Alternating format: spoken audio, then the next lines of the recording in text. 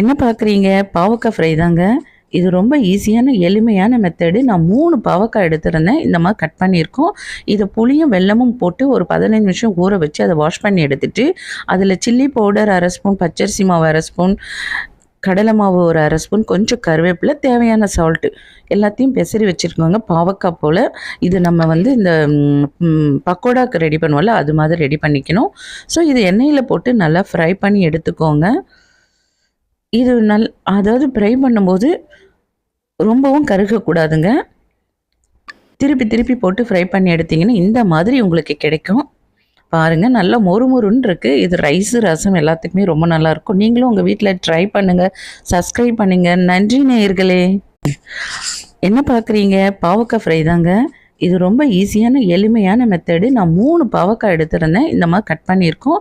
இத புளியும், வெல்லமும் போட்டு ஒரு 15 நிமிஷம் ஊற